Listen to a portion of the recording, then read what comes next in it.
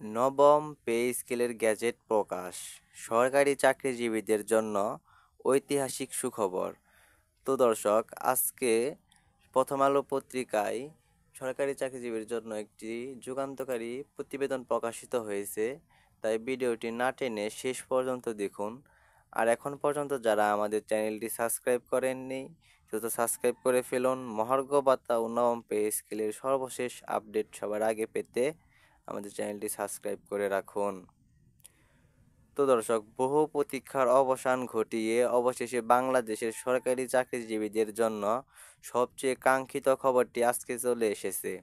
নবম pay scale কার্যকর হচ্ছে, আর সেই গেজেট চূড়ান্তভাবে প্রকাশিত হবে 24শে আগস্ট।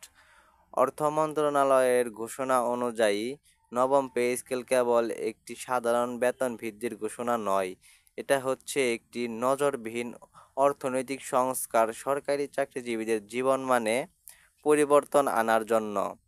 সর্বনিম্ন বেতন ধরা হয়েছে প্রায় 25,000 টাকা, আর সর্বোচ্চ বেতন 1,25,000 টাকা, যা আগে কখনো দেখা যায়নি। অর্থ মন্ত্রণালয় নিশ্চিত করেছে, গ্যাজেট প্রকাশের দিন থেকেই এটি কার্যকর হবে। শুধু মূল বেতনই না, বরং ভাতা, ইনক্রিমেন্ট, পদোন্নতির কাঠামোতেও এসেছে বড় পরিবর্তন। কি কি সুবিধা পাচ্ছেন সরকারি কর্মচারীরা? বাড়ি ভাড়া ভাতা আপডেট হচ্ছে বর্তমান বাজার দর অনুযায়ী।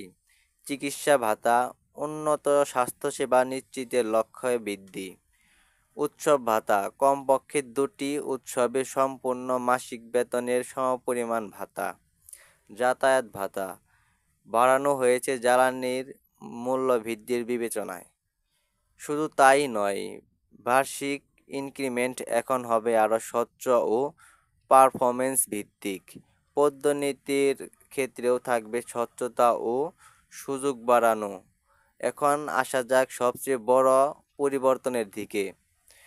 গ্রেড কাঠামোতে বিপ্লব, আগের 20টি গ্রেড কমিয়ে প্রস্তাব দেওয়া হচ্ছে সর্বোচ্চ 12টি গ্রেড রাখার, এবং প্রয়োজনে তা 15টি পর্যন্ত সম্প্রসারণ করা যেতে পারে।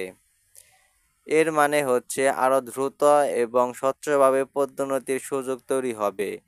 তৃতীয় ও চতুর্থ শ্রেণীর কর্মচারীরা এই কাঠামোর সবচেয়ে বড় উপকারীভোগী হবেন। তো দর্শক, এ পর্যন্ত এসেও যারা এখন পর্যন্ত আমাদের চ্যানেলটি সাবস্ক্রাইব করেননি, দ্রুত সাবস্ক্রাইব করে ফেলুন। মহার্ঘ ভাতা ও নবম পে স্কেলের সর্বশেষ আপডেট সবার আগে পেতে আমাদের চ্যানেলটি সাবস্ক্রাইব করে ফেলুন। তো দর্শক, এবার আসা যাক এক অতিরিক্ত সুখবরের দিকে। বর্তমান মূল্যস্ফীতির কথা বিবেচনায় এনে সরকারের পক্ষ থেকে মূল বেতনের একটি নির্দিষ্ট শতাংশ হারে মহার্ঘ ভাতা ঘোষণা করা হবে। এটা মাসিক আয়ের সঙ্গে যোগ হবে, ফলে কর্মচারীদের হাতে বাড়তি নগদ থাকবে। দ্রব্যমূল্য যেভাবে ঊর্ধ্বগতি, তা মাথায় রেখে এই সিদ্ধান্ত প্রচণ্ড ইতিবাচক। বিশেষ করে নিম্ন ও মধ্যম আয়ের চাকরিজীবীদের জন্য এটি বড় স্বস্তি। অর্থনীতিবিদদের বিশ্লেষণ অনুযায়ী এই নতুন পে স্কেল কার্যকর হলে দেশের অর্থনীতিতেও ভালো প্রভাব পড়বে।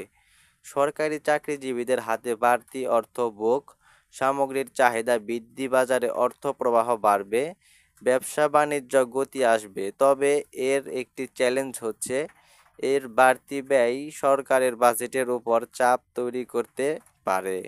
তবে সরকার ইতিমধ্যেই এর জন্য পরিকল্পিত প্রস্তুতি নিয়েছে। দেশের বিভিন্ন অংশ থেকে সরকারি চাকরিজীবীদের মধ্যে বিপুল আনন্দ ও উচ্ছ্বাস লক্ষ্য করা যাচ্ছে। শিক্ষক, ডাক্তার, স্বাস্থ্যকর্মী, প্রশাসনিক কর্মকর্তা সকলেই এই ঘোষণা তাদের জন্য একটা স্বস্তির নিঃশ্বাস বলে মন্তব্য করেছেন। অনেকেই জানিয়েছেন, এতদিন পর তাদের পরিবার জীবনযাত্রার মান উন্নয়ন সম্ভব হবে। নতুন পে স্কেল তাদের কাজের প্রতি উদ্যম ও অনুপ্রেরণা দেবে। সব মিলিয়ে বলা যায়, নবম পে স্কেল ও মহার্ঘ ভাতার ঘোষণা বাংলাদেশের সরকারি কর্মীদের জন্য একটি নতুন যুগের সূচনা। তো দর্শক, আজকে এখানেই শেষ করছি। শেষ পর্যন্ত এসেও যারা এখন পর্যন্ত আমাদের চ্যানেলটি সাবস্ক্রাইব করেননি, দ্রুত সাবস্ক্রাইব করে ফেলুন। মহার্ঘ ভাতা ও নবম পে স্কেলের সর্বশেষ আপডেট সবার আগে পেতে আমাদের চ্যানেলটি সাবস্ক্রাইব করে রাখুন। ধন্যবাদ।